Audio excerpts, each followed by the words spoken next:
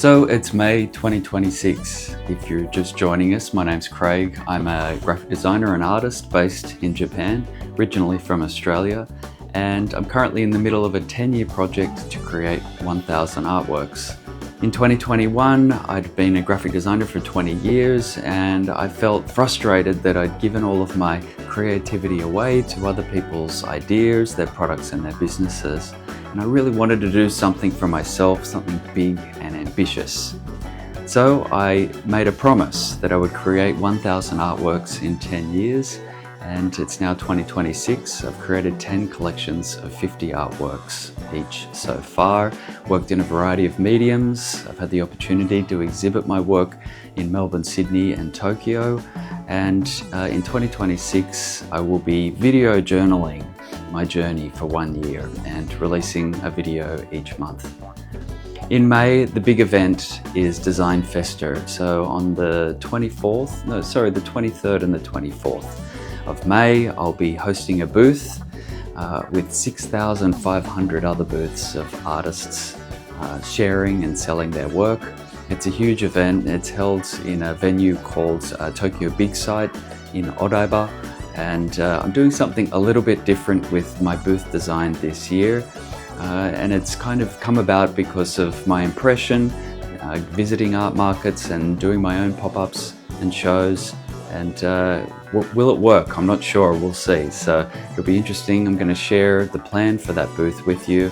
I'll do the event and then come back and tell you whether I think it was a success or not. So in May, I'll also be sharing with you the concept that I decide on for the punch needle embroidered collection of 50 works. I've done a few tests with punch needle and I've looked at a few different concepts. So I'm going to share some of those concepts with you and make a decision, decide on what I will run with so that I can get into production mode and start producing those. I'll be talking to a couple of interesting people this month. One is a Japanese art dealer who is usually based in Dubai. They're back in Japan for a little bit, and I'll be catching up with them to get their take on what I'm trying to do. At the moment, it really does feel like I'm throwing spaghetti at the wall and seeing what sticks, but I guess that's part of the process of creating something new. I'm testing ideas, I'm following conversations, I'm creating things and putting them out into the world, and slowly but surely figuring out where this path is leading. Thanks for watching, and let's catch up again at the end of the month. I recently caught up with Kasumi-san. Kasumi-san's an art dealer. She's usually based in Dubai. We first met after my Pechakucha talk in Tokyo, and after the presentation she approached me and asked to see my work. We met a week later in Ginza at Ginza 6 on a beautiful weekend, and she looked through my Instagram. She noticed she responded to the Morphs collection, which isn't surprising. It's probably the most traditional fine art aligned collection that I've created so far. She asked how much they were, and I think she was surprised when I told her that they were $250 each. And it immediately raised a question I've been wrestling with, which is, should I be pricing my work according to demand, which is what I've done so far, or should I be pricing higher to try and help shape the perception of value around the work? Kasumi-san was really encouraging. She reiterated that Japan is not an easy market for fine artists, and my work would find a stronger audience in places like Dubai or Europe. And it made me question, should I be positioning Ghoul as premium fine art in Japan, or should I focus on goods and collectibles, which would potentially be much more popular? The exciting part is Kasumi-san seems open to the idea of showing a future collection to her clients in Dubai, and I'm taking that seriously, and it will probably influence my approach to the next collection that I create.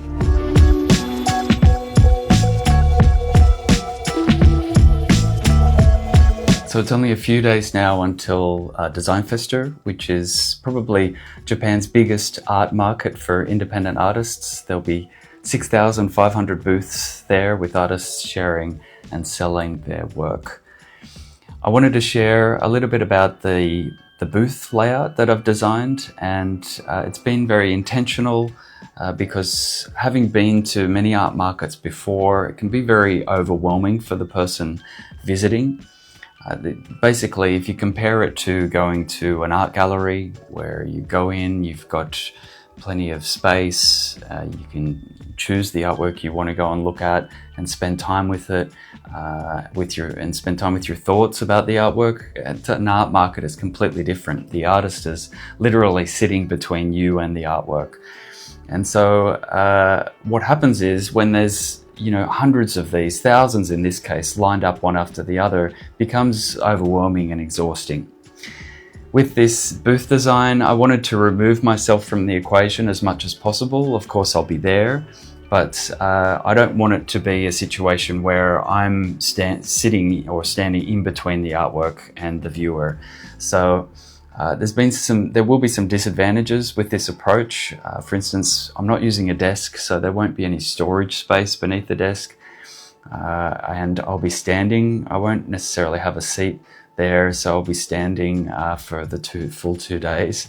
But I am really enthusiastic to at least try this approach where I remove myself from the space, and it gives the person visiting the artist's booth time to actually look at the artwork without having to worry about the artist being there. So I'll quickly show you what I've done, and I'll report back after Design Festa to let you know whether it was a success or not. So here we are. This is Design Festa. This is not my photo. I found it online, but it gives a good sense of what it's like. There's probably, about 100 booths in this photo, and whereas at the actual event there's about 6,500, so it is huge. When my application was successful, I have to do 2 things. The first is to pay the fee for the space, which was 60,000 Japanese yen, about maybe $450 US, 600 Australian dollars. And then it's optional, but you really need the display panels as well. So all those display panels you see here, they're all purchased separately. And for me, I got 3 panels. Obviously, the more panels I have, the more artwork I can display. I got the 3 panels. That was 50,000 Japanese yen. So that would be maybe close to $300 US. And 500 Australian dollars. So I've done 2 booth designs, and I haven't decided yet which one I do, but these will be the 3 panels. They're not going to be all flat like this. This is going to be a little room, a U-shaped room you'll walk into with no roof, of course. And I'm going to rely on that natural light to come flood in and illuminate the artworks. I've done this one, which has 15 or 16 artworks per panel, and this simpler version, which just has 8 or 9. I like the simplicity of this, but I just feel like this has much more visual impact, and I'm hoping that this will make people stop and have a look. So what I've sacrificed here is there's just a coffee table in the middle, and that coffee table will have the goods on it, the books and the sticker sheets. But other than that, there's no table, which you'll usually see a table with the artist seated at that table. And by removing that, I'm going to lose a lot of, or any storage space really. There's not going to be any seating, so I'm going to be standing outside the booth basically. My wife Masami will be around as well, so we can take turns. But it will be, there's a couple of sacrifices to be made, but I think it'll be worth it. I'm really excited to experiment with this kind of a booth. And the idea or the goal is that more people will come in and look at the artworks, and we'll see how it goes. I'm looking forward to reporting back.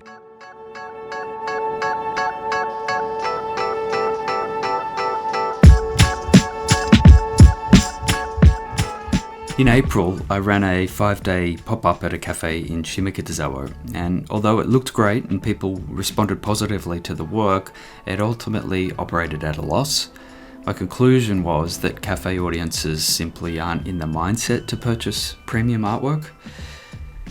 Design Festa is different. It's the largest art market in Japan, with hundreds of thousands of visitors passing by to look and buy art. At least that's what I thought. And, financially, the event was a success with a profit of around $900 Australian dollars after costs. And the booth attracted a huge amount of attention. Visitors constantly stopped to photograph the display, browse the work, and ask questions. The work clearly resonated with people, but despite all of that interest, only 6 framed artworks sold, and 2 of those buyers were foreigners, an American and an Australian. Most of the sales were through the books and the stickers. It made me realise that Design Festa is largely driven by low-cost purchases: stickers, keychains, small prints and collectibles. My framed artworks, priced at Nima Nisenen, or about 220 Australian dollars, sat at the very upper end of what most visitors were willing to spend. So I left the event with new collectors, new subscribers, new professional connections, but also a clearer sense of direction. And rather than focusing on volume and low margin, high volume and low margin merch, my attention is now going to turn towards gallery owners and premium retail spaces and opportunities to position Ghoul more clearly as a fine art project. It's also influencing how I'm thinking about future collections. How do I design work that strengthens my position as a fine artist? How do I create collections that belong in galleries and premium exhibition spaces rather than being perceived primarily as products or merchandise? So, booth impressions. I think it went well. It was a success for sure, and I would probably do the same thing again.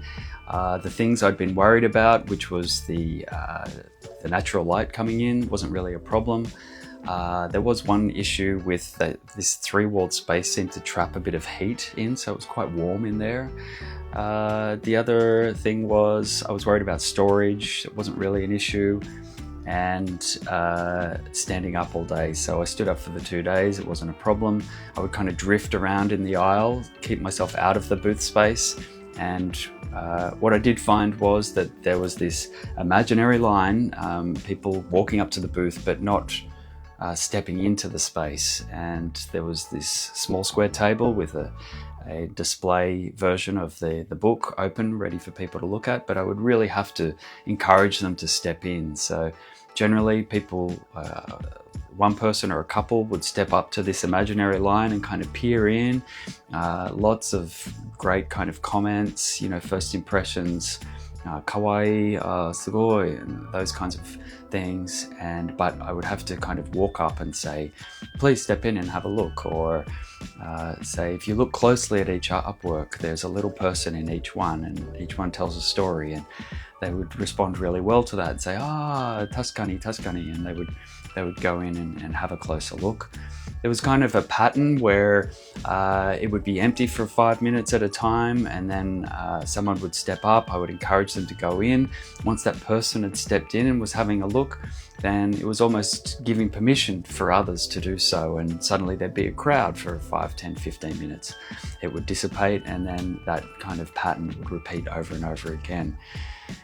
There were booths that had long lines. There was a booth that was about 2 booths away from me that in the mornings particularly, it had a long line of people, and I asked them how they achieved that, and they said, the booth that I spoke to said that they used X, basically. They did a lot of heavy promotion on X, and I did wonder how many people in that line had intentionally come to that booth and how many were just lining up because others were lining up.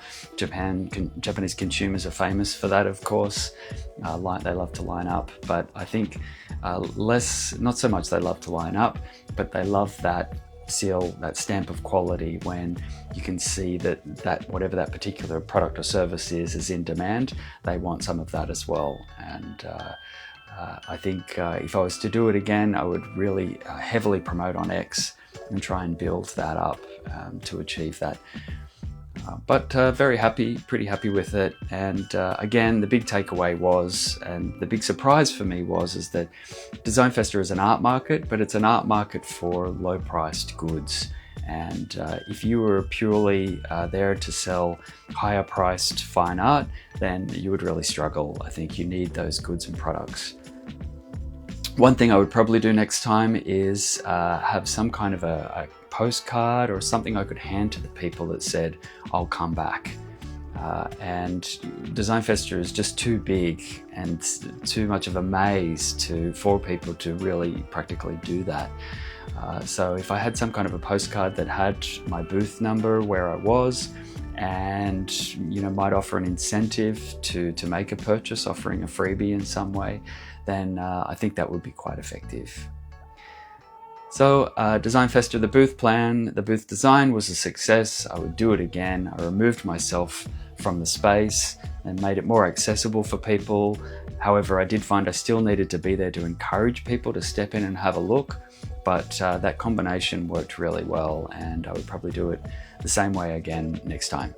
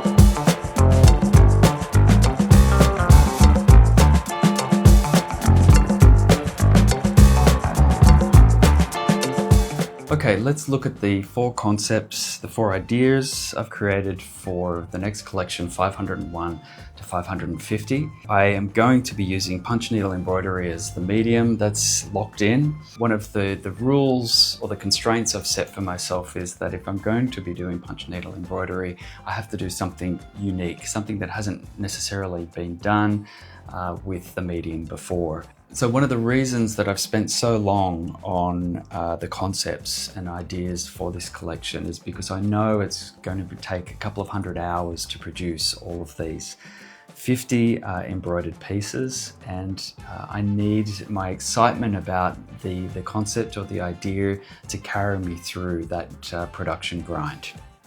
So let's look at the first concept. This one is really interesting for me. It's the first time in this school project that I've done something so personal.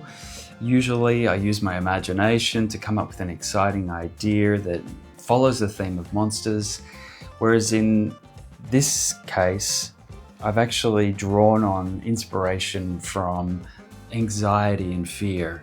And this year I've been having this issue where I wake up at night maybe 2 or 3 times a week and I can't sleep. It's insomnia and it's caused by this anxiety and fear.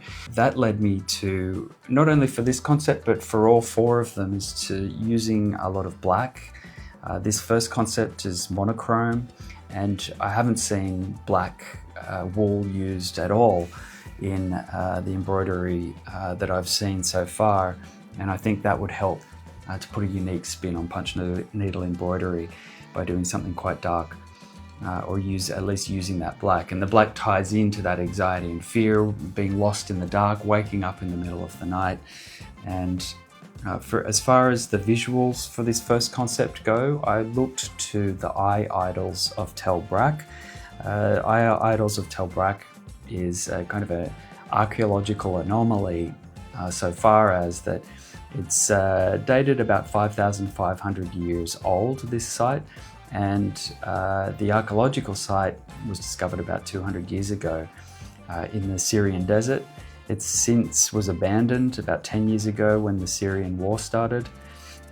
And what they found, it was an English archaeologist, he found these foundations of this temple, which was dubbed the Eye Temple, because within the temple foundations, they found thousands and thousands of these figurines. Figurines would fit in the palm of your hand, They're made out of limestone or alabaster, and they're quite flat. It was a bust with these two big round circles, eyes on the top. And they don't know, there's no other location or site like this in the world.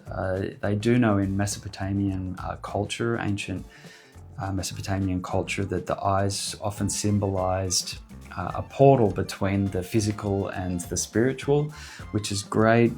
My work features this idea of portals often, so that ties in really well. And I basically created these rudimentary, very basic symbols of the eye idols.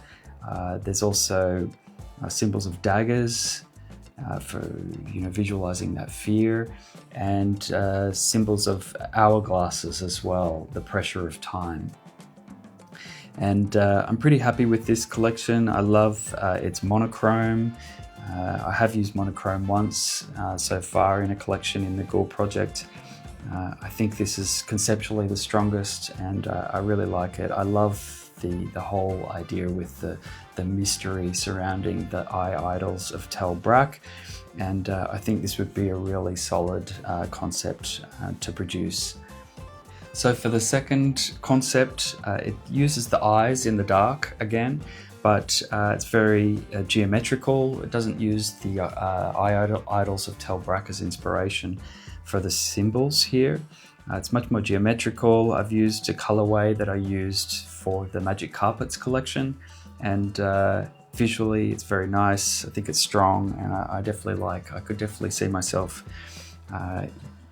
using this concept for this collection. The third concept is actually the one I started with, and I was looking at alchemy. Alchemy is really interesting. I mean, everyone knows alchemy as the kind of pseudoscience of creating gold or silver from metallurgy, combining and melting down other metals. But it happened in a really interesting time. During the Renaissance, when it boomed, when it emerged, it was a time when society was still ruled by religion, and we were just seeing the beginnings of science emerge. So there's this strange mix in alchemy of science and religion. And alchemy also has a lot of strong symbology, and I didn't want to just reproduce those symbols as they were. I don't think it would work with punch needle very well, those symbols.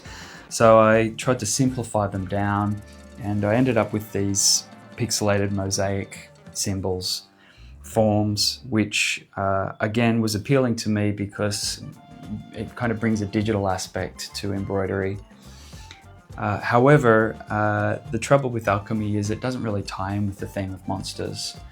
While aesthetically and visually I really like this direction, I think I have to discard it because conceptually or thematically it doesn't tie in with the Ghoul project enough.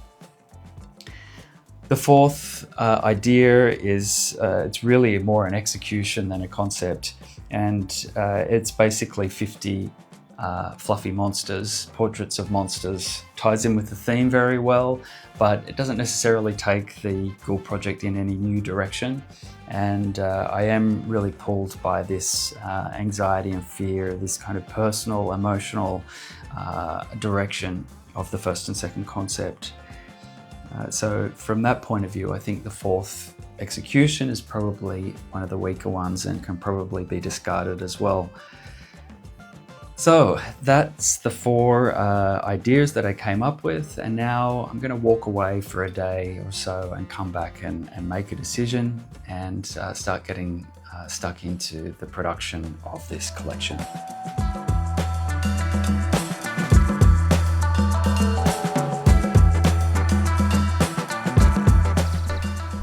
So that wraps up May. It's been a rewarding month. There's a real sense of relief now that Design Festa is behind me. The event taught me a great deal, and I'm looking forward to putting those lessons into practice. In June, I'll be applying for a pop-up in a premium retail space. I'm going to submit a mural proposal to an art hotel. I'm attending a conference, and I'll be meeting with a few interesting businesses. But most importantly, I'll be shifting into production mode for the next collection, the 50 punch needle artworks. Thanks for following me along on the journey. I'll see you next month with another update. Until then, I'll be doing my best to survive the Tokyo summer as the heat and humidity start to set in here. I'll see you again in June.